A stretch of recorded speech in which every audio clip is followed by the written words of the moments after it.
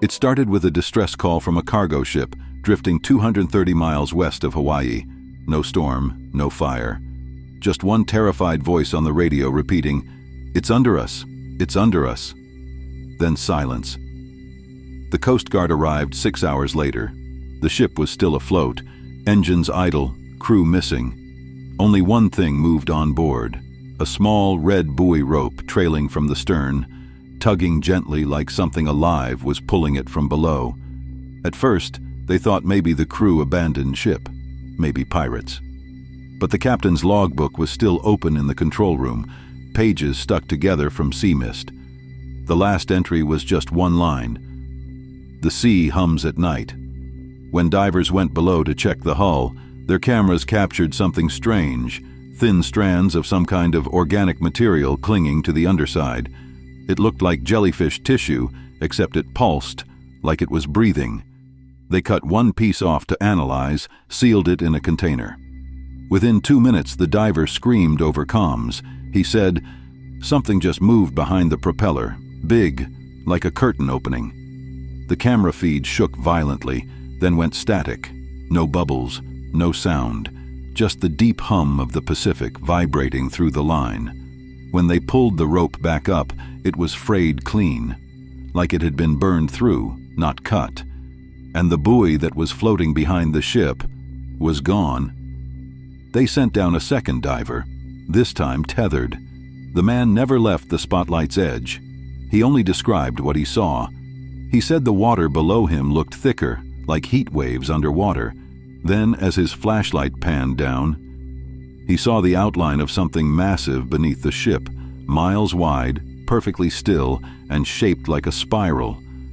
He started shouting, saying it was moving upwards.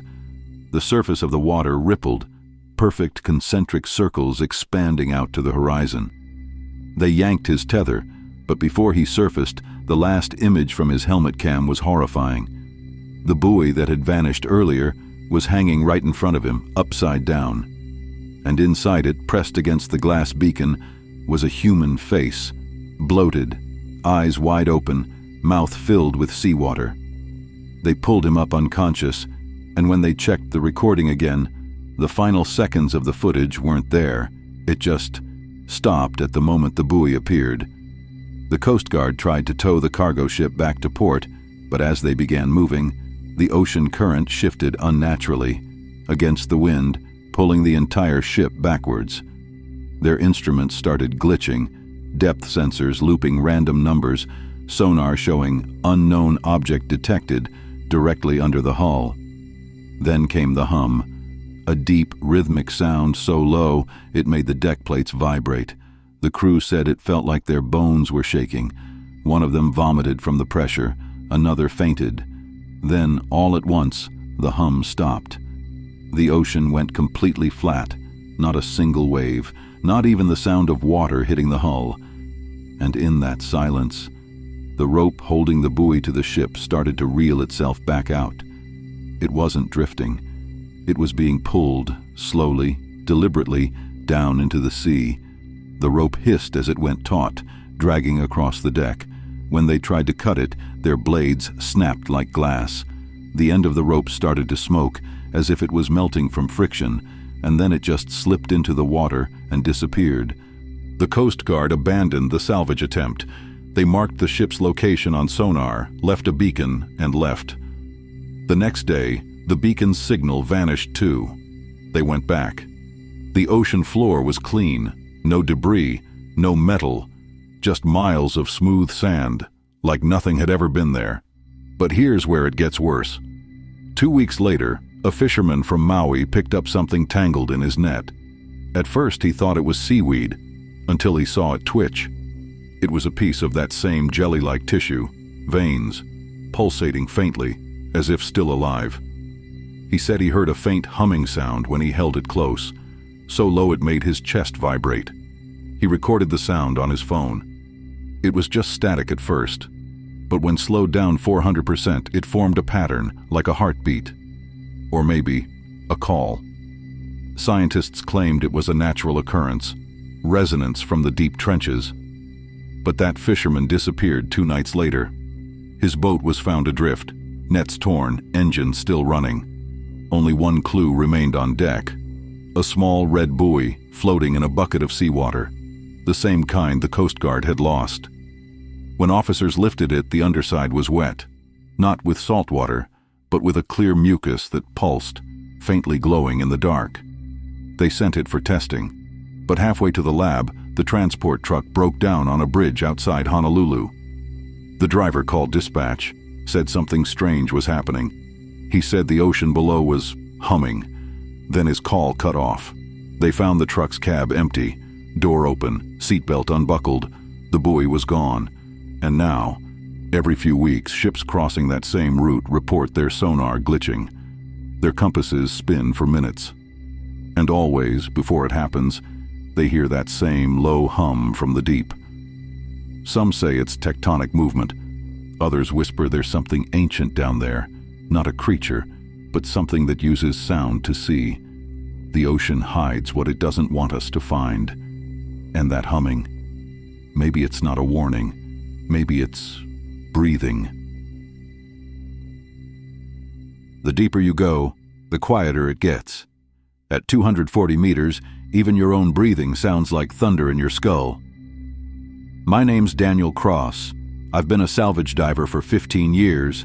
I thought I'd seen everything. Corpses in wrecks, sharks circling floodlights, pressure making steel scream. But the Pacific keeps secrets that don't belong to us. This job was supposed to be routine. Recover black boxes from a research submersible that lost contact 70 miles south of Guam. No distress call, no explosion, just silence. We launched at dawn from the support vessel Arcadia. 3 of us went down, me, Torres, and Lee. By the time we hit 100 meters, sunlight was gone. Only the beams from our helmets cut through the dark like blades. The sonar kept glitching, showing movement where nothing moved. Lee joked it was dolphins. Torres didn't laugh. He said, "Dolphins don't swim at 200 meters." At depth 220, the water changed color. Darker, thicker somehow, like ink. Then our comms picked up a faint clicking sound. Not mechanical, not marine life either. It was slow, deliberate, almost like tapping on metal. We reached the sub, or what was left of it. The hull wasn't crushed, wasn't torn. It looked peeled, as if something had rolled the metal outward like skin. Inside, the seats were empty, harnesses still buckled, and on the glass of the cockpit dome, letters had been scratched from the inside. "Stay below." Torres swore under his breath. He wanted to head up, but command said no, recover the black box, then surface. So we split up. Lee stayed near the dome. Torres covered the rear. I went for the storage bay. Every few seconds, the water around me rippled even though nothing touched me. My depth gauge ticked between 241 and 239, as if the seafloor itself was breathing. Then the clicking came back, louder this time, right behind me. I turned. Nothing. Just darkness. I aimed my light, and the particles in the water drifted sideways like the current reversed direction. Torres came through comms, whispering now. "You hear that?" Lee said yes. Then we all heard it.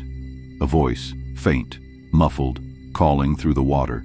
It sounded like the word help, but it wasn't coming from comms. It was outside, echoing through our suits. We gathered near the sub's airlock. Lee's camera was still streaming to the surface, but the signal kept cutting every few seconds. Static, then shapes, then static again. He pointed his light down and froze. Something was moving below the wreck, a ripple that wasn't water. It looked solid, like a curtain of glass sliding beneath the sand. Torres said, "That's a current." But currents don't cast shadows. Then the sand opened. A pocket of darkness expanded, swallowing the light from our lamps. A suction wave pulled the wreck downward just an inch, enough to make the whole frame groan like it was alive. Lee screamed that something touched his leg. We looked. His suit was clean, nothing there, but his heart rate on the monitor was spiking past 160. I told him to calm down, to focus on his oxygen. He started breathing faster. That's when I saw it. Behind him, maybe 10 meters away, a shape, long and pale, moving upward. It wasn't a fish. It wasn't swimming. It was rising, perfectly vertical, like a pillar of smoke underwater. Then the lights flickered. When they came back, Lee was gone. His tether line floated limp, cut clean. No scream, no bubbles, just gone. Command shouted through comms, ordering us up immediately. Torres turned to ascend, but his suit lights flickered again. He said, "Danny, there's something on me." I swung my light and saw it, a handprint on the glass of his helmet, inside the visor. He clawed at it, trying to scrape it off from the inside. Then he went silent. His head tilted forward, then sideways, as if someone outside was slowly turning it. The light in his helmet dimmed, then went black. I was alone. Command kept yelling to surface. I started ascending, kicking as hard as I could, but after 20 seconds, my depth gauge still said 241. I wasn't moving. Something was holding me there. The pressure alarm started shrieking, 290, 310, 330, numbers that shouldn't exist at my depth.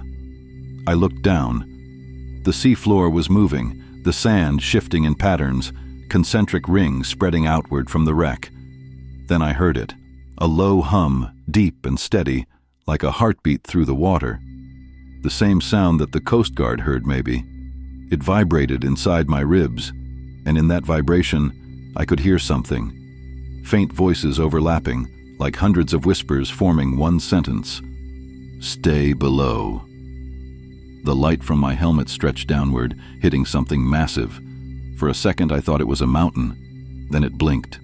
Two enormous pale shapes in the dark, reflecting the light back, eyes easily the size of a house. But they weren't looking at me. They were looking past me, toward the sub. And that's when I realized the sub wasn't resting on the ocean floor. It was resting on its back. The wreck shifted again. The whole frame tilted. The floor below me wasn't ground at all. It was flesh, textured like shark skin but stretching for miles. I turned, and there, right behind my visor, a face. Not human. Its skin was translucent, eyes black like holes, mouth wide but motionless.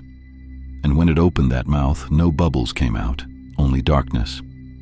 My camera caught one frame before it overloaded, a white shape coiling behind the wreck, rising toward the surface like smoke. After that, nothing. When I woke up, I was on the Arcadia. They said they found me floating unconscious near the surface 6 hours later. No trace of Torres, no trace of Lee. The black box from the sub never surfaced.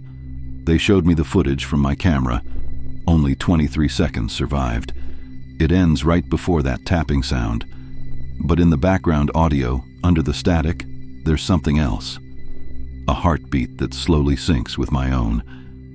I was debriefed, signed the non-disclosure, and sent home. A week later, I started hearing it again. Faint hums at night, through the walls of my apartment, through the pipes. The doctor said it's tinnitus, but sometimes when the room gets quiet enough, I swear I can hear tapping on the inside of the glass of my aquarium.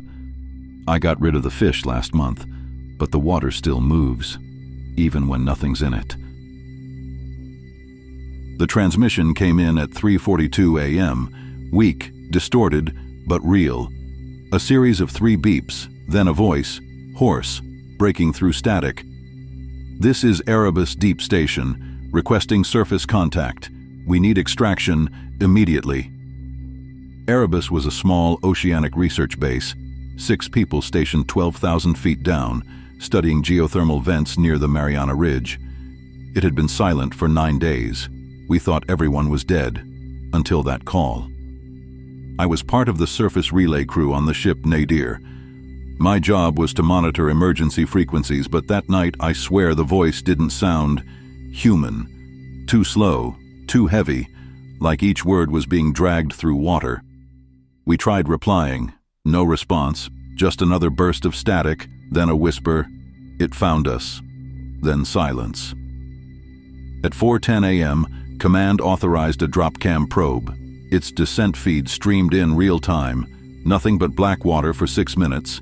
Then the station appeared, half buried in silt, lights still flickering inside. At first we thought it was pressure damage. Then we noticed the hatch, open outward, not inward, its metal bent like soft tin. Inside, the walls were covered in thin strands of something, looked like translucent roots, slowly pulsing. One of our techs said they were thermal cables. They weren't. We sent an ROV in through the main hall. There were scratch marks along the floor, drag lines, spaced evenly apart, leading toward the observation room. Then, we saw the first body, or what was left of one. It wasn't floating. It was standing upright against the wall, head tilted back, eyes open, like it had been glued there. And from the corner of its mouth, something was moving, a small air bubble rising, then falling back down, like it was breathing. The ROV light flickered, and the feed froze. When it came back, the body was gone. Only the shadow remained, a darker patch against the wall, shaped exactly like a person. The signal broke again. Then we heard that same voice from earlier whispering, "It can hear the machines." The ROV's sonar began picking up movement behind the station, large, slow, and circling. Depth sensors glitched out, showing the ground breathing, expanding and collapsing like lungs. Pressure spikes went off, and the ROV's camera began to shake violently before the feed died. That was the last transmission from Erebus. We were told to scrap the mission, delete the logs, classify the data, but one of our analysts, Dr. Hayes, saved the audio file anyway. He played it back frame by frame, filtering the noise. What he found still doesn't make sense. Underneath the static, there was another sound, faint but rhythmic. It wasn't machinery, it was Morse code. He decoded it. The message read, "Still below, not us." The words sent chills through the entire control room, because at the end of the recording, you can hear breathing, not from the diver, from the recorder. 2 days later, the nadir received a second transmission, a short-range signal coming from only 2 miles east of where Erebus was located. Impossible, since the station had been destroyed. The audio repeated the same sequence, 3 beeps, and then our own broadcast, mirrored back at us with a delay. We were hearing ourselves. The captain ordered the probe retrieved, but as the winch reeled it up, tension sensors spiked. Something was pulling from below. The cable snapped. The ocean went quiet again. No signal, no bubbles, nothing. At sunrise, we detected one last blip on sonar, a faint ping, moving slowly eastward at a depth of 11,000 feet. Then, out of nowhere, our communication console lit up with one final transmission. The voice was clear this time, calm, almost gentle. "We're back on surface, coming home." Everyone in the room froze, because the voice belonged to Dr. Hayes. He was standing right beside me when we heard it. We traced the signal origin. It wasn't from the surface.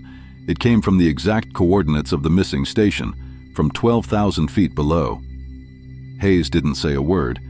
He just stared at the speaker, pale as chalk, whispering under his breath. "That's my voice." Hours later, we received automated telemetry from the deep beacon, pressure readings and wave signatures. But embedded in the binary code, one line repeated endlessly, "You opened the hatch."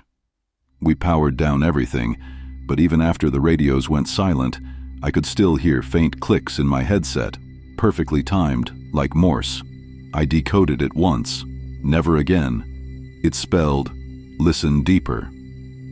The captain ordered the nadir back to port. But that night, as we sailed north, our depth alarm went off. Something massive was following us, staying exactly 2 miles behind, just out of sonar clarity. Every few minutes, a low pulse shook the hull, like a heartbeat echoing from miles away. Crew thought it was a whale, but whales don't repeat patterns. At 2:15 a.m., all our monitors lit up, one by one, showing the same text repeating over black screens, "Signal echo." Then our lights went out. When power returned, the ocean was flat, no trace of anything behind us. Only one thing remained on the deck, a piece of metal plating covered in salt and something clear, almost jelly-like. It had a serial code stamped on it. Erebus 02. The base never had a second module, at least not one we built. Now the government denies the recordings, says the Erebus mission never existed. But sometimes, when our sonar runs routine sweeps near that trench, a signal pings back. 3 beeps, followed by silence. If you slow it down, you can still hear that last whisper buried under the static. Surface is thin. Then, right after, a faint echo of my own voice, repeating it back. Surface is thin, and every time I hear it, the ocean sounds a little closer.